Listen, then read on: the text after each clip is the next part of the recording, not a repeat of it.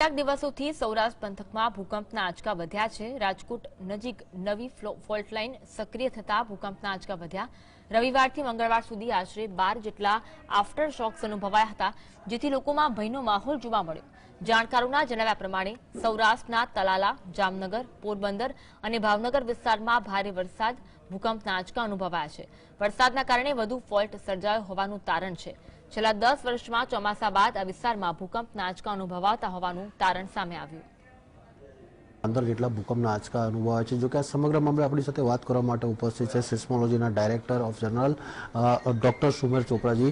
चोपड़ा साहब, जिस तरीके से ये भूकंप के जो झटके महसूस किए जा रहे हैं, खासतौर से सौराष्ट्र की जो बात की जाए तो तालाला पंथक में सबसे ज्यादा देखने को मिल रहे हैं, इसके पीछे की वजह क्या है, क्या कारण है मूल? देखिए, ऐसा जो तलाला के भूकंप है वो हमारा शोध बताता है पिछले 15 साल का कि वो रेनफॉल इंड्यूस या मानसून इंड्यूस सेस्मिसिटी है, जिसमें क्या होता है कि कभी भी सामान्य से ज्यादा बरसात होती है तो यहाँ की रॉक्स जो है सौराष्ट्र में हाईली फ्रैक्चर्ड है।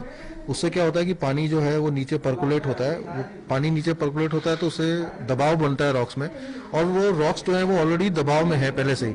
उनके दबाव में होने से क्या होता है, थोड़ा सा भी एक्स्ट्रा अगर दबाव उसमें जाता है तो उसमें छोटे छोटे भूकंप आते हैं। बट ये टाइप ऑफ एक्टिविटी जो होती है रेनफॉल इंड्यूस, ये स्वयं टाइप ऑफ एक्टिविटी जनरली होता है, उसमें छोटे छोटे बहुत सारे भूकंप आएंगे, जिसमें बड़ा भूकंप आने की संभावना बहुत ही कम होती है।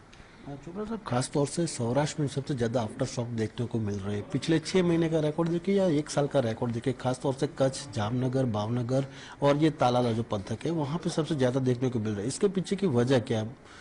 देखिए, ऐसा है कि ऐसा नहीं है, हम तो पिछले 15 साल से ये मॉनिटर कर रहे हैं, हमारे पास हर छोटा भूकंप भी रिकॉर्ड होता है। सौराष्ट्र में जो एक्टिविटी है वो कुछ पॉकेट्स में है, पिछले 15 साल से जामनगर में है, तलाला में है, पोरबंदर के पास है, राजकोट के पास है और भावनगर के पास है, इसी पॉकेट्स में आते हैं। तो इस साल जो एक्टिविटी तलाला में कम है, जामनगर में ज्यादा है। जामनगर में लगभग 75 जैसे अर्थक्वेक रिकॉर्ड हुए हैं छोटे छोटे, तलाला में अभी तक 55 के जैसे अर्थक्वेक रिकॉर्ड हुए। तो इस बार लास्ट ईयर क्या था कि जामनगर में थोड़ी एक्टिविटी थी, तलाला में भी थोड़ी एक्टिविटी थी। जामनगर में एक्टिविटी ये साल में ज्यादा है पिछले सालों के मुकाबले, और इस साल तलाला में एक्टिविटी थोड़ा लेट स्टार्ट हुई है। जनरली देखा गया है कि सितंबर के महीने में स्टार्ट होती है और दिसंबर जनवरी तक चलती है। इस बार थोड़ा 1-1.5 महीना का जिसे कहते हैं विलंब है। तो ये पॉकेट्स पिछले 15 साल से एक्टिव है, कोई नया ऐसा नहीं है कि कोई नया रीजन एक्टिव हुआ है। और ये हम इसलिए आइडेंटिफाई कर पाए हैं क्योंकि हमारा नेटवर्क जो है अभी जो ISR का जो साइस्मिक का नेटवर्क है, हमने बहुत सारे, लगभग हमारे अगर आप बात करें तो पूरे गुजरात में 200 से ज्यादा इंस्ट्रूमेंट्स हमारे चल रहे हैं, जिसमें से हमारे छोटे से छोटा भूकंप भी आपका रिकॉर्ड होता है। इससे हमें पता लगा है कि पिछले की कौन कौन से पॉकेट्स एक्टिव है। तो जो भी पॉकेट्स हमने आइडेंटिफाई किए हैं उसमें हर साल थोड़ी बहुत एक्टिविटी रहती है, इसलिए कोई नया रीजन एक्टिव हुआ ऐसा नहीं, बात नहीं है।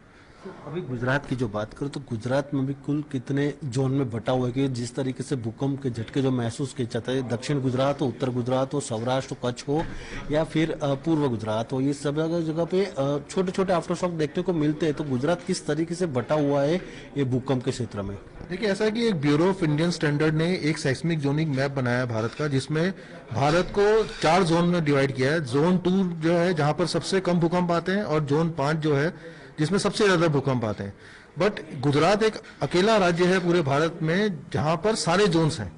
जैसे हम दूसरे राज्यों की बात करें तो कहीं पर कुछ जोन है, कुछ जोन नहीं है, बट गुजरात में जोन 2 भी है, 3 भी है, 4 भी है, 5 भी है।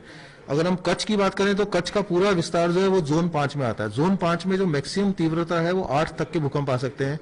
फिर उसके बाद जोन 4 है जामनगर का एरिया, द्वारका का एरिया और मोरबी का थोड़ा सा एरिया और राधनपुर का एरिया है। वो जो एक पट्टी है 80 से 90 किलोमीटर लेंथ की, वो पूरा जोन 4 में आता है। जोन 4 में 7 तक की तीव्रता के भूकंप आ सकते हैं। और पूरा सौराष्ट्र, पूरा दक्षिण गुजरात और पूरा नॉर्थ गुजरात जो है वो जोन 3 में आता है, जहां पर 6 तक की तीव्रता के भूकंप आ सकते हैं। और जो अरावली का जो छोटा सा क्षेत्र है, बिल्कुल छोटा सा एरिया अरावली का नॉर्थ ईस्ट में, वो जो एरिया वो जोन 2 में आता है। जैसे जो दाहोद वगैरह रीजन है वो जोन 2 में आता है, जहां पर मैक्सिमम 5 तक का मैग्नीट्यूड का अर्थक्वेक आ सकता है।